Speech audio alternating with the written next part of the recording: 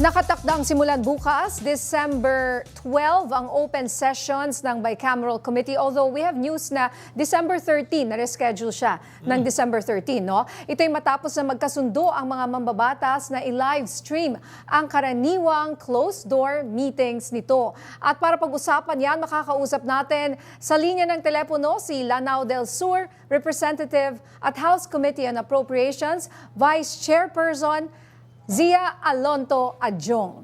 Magandang gabi, Congressman Adjong, at welcome po sa Arangkada Balita. Good evening, Ninya. Good evening, Vic. Good evening sa inyong mga taga-subaybay. Kong si Jack Batallones po ang kasama ko ngayon. Sorry, Okay, Jack. walang problema, sir. Jack Batallones. Thank Okay you. Sorry. Yeah. Walang Good problema, evening sir. po sa inyo. Good evening, Kong, sir. tama po, no? Na-reschedule sa December 13 itong Bicameral Conference Committee hearings. Well, I cannot confirm, but that's what I learned also. Bago na dahil, balita na to eh. Opo, supposedly dapat bukas, hindi ako nagkakamali. So that's the last info that I gather. Dapat bukas. So mukhang ngayon ko lang din nalaman na it was moved to 13. Alright. Well, anyway, Congressman, ano po ang mga pangunahing issue o probisyon sa panukalang 2026 budget ang inaasahang magkakaroon ng mainit na pagtatalakay dyan po sa Bicameral Conference Committee? Well, ma'am, sorry pero I'm not a member of the BICAM. So I would not know kung paano po yung approach ng Bicameral Conference. Ang pag-uusapan talaga ho doon is yung mga conflicting provisions ng HGAB, pati na rin po yung version ng Senate. So essentially that is the purpose of the BICAM.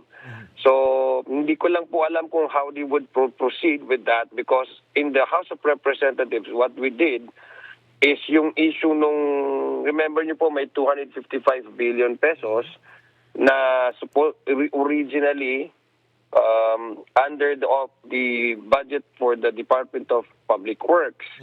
And then because of this flood control issue and the assumption of Secretary Vince Dizon, nung nagkaroon kami ng initial na deliberation yung sa budget ng DPWH, ang sinabi ni Secretary Vince Dizon, at saka of course, the part of that is the President's order to review the budget of DPWH kasi may nakita rin na mga aligned items na duplication at that time, mga projects, so they had to review that. And Secretary Vince Dizon came back to us with a new proposal for the budget of DPWH minus the already deducted 255 billion pesos. So that's what we did. What we did from the House is that we redistribute that based on the request of all the agencies that have, that requested for an additional funding. So I think that's one thing that they would discuss, I presume, in the BICAM. But again, essentially, it's going to be yung disagreeing provisions in the BICAM.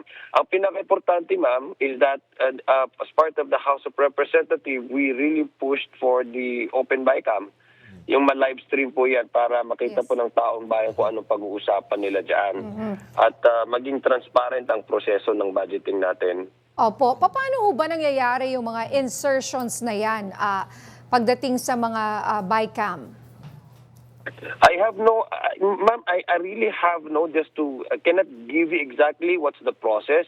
Maybe in the previous BICAM, kasi ganito kasi, ma'am, kung may mga conflicting and disagreeing provisions in terms of the budget, kasi may provision, halimbawa, may proposal ng Senate, magkaiba sila ng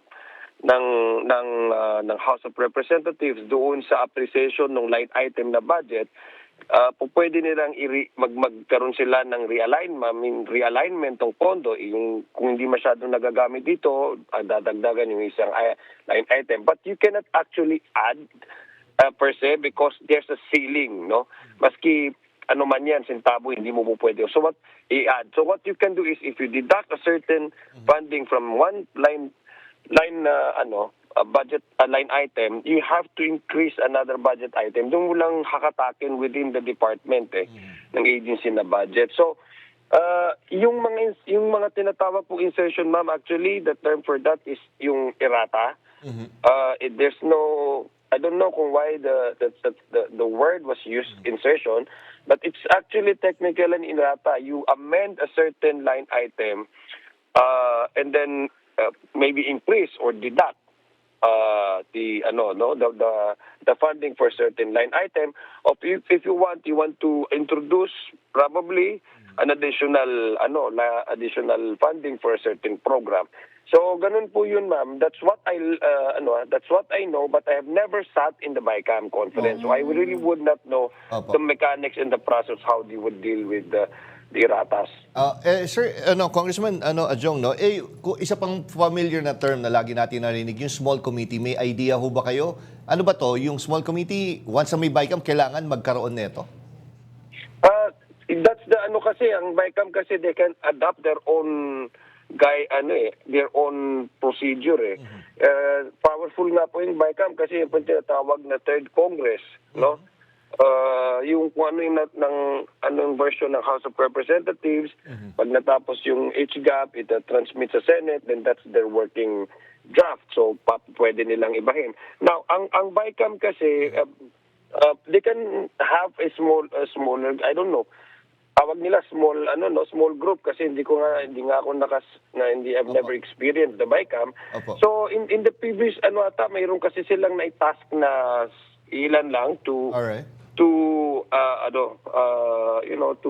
reconcile these versions. Pero sa ngayon kasi wala nang small group kasi naka televise na yan, naka live stream na yan. And isa rin sa panawagan natin from the House of Representatives is kung meron mag-recommend or magpo-propose ng increase of a certain line item, halimbawa sa program, malalaman kung sino yung nagpo-propose. No? Ibig sabihin, malalaman kung meron mga errata dyan or mga additional na increases of certain projects or certain programs, malalaman kung sino yung nagpo-push noon at sa-sponsor noon. So it's going to be more transparent this time. Okay. Huling tanong na po, Congressman Adjong, no? Na-plansya na ho ba yung magiging guidelines natin sa live stream? Kasi partner ko, na Congressman Adjong, kung matatandaan nyo, itong sa ICI nga, di ba? Yun yung live stream din. Pero biglang nagkaroon, teka, pag executive session, hindi pwedeng i-live stream. Ito ba, the whole thing po, na pagkasunduan na ila-live stream po ba? Essentially, live stream. Nag-adapt na po kami ng Joint House Resolution to live stream that. But again, sinasabi ko nga po sa inyo, ang BICAM po, they can adopt their own procedure, okay. no? Kasi if the House of Representatives cannot decide unilaterally on how the BICAM will proceed with the deliberation of the budget, no? Kasi it's going to be it should be mutually agreed upon by both the House contingents and the House of Representative contingents to adopt a certain reforms or introduction of a new process in the BICAM. So everything actually happens in the BICAM. They can decide on their own. So we do not know exactly kung paano, basta ang masasabi ko lang po sa inyo, it's going to be live stream. As to when and how it would be out, up on the social media, etc., that would be a decision that the BICAM, for both the contingents of these two houses, would have to agree on.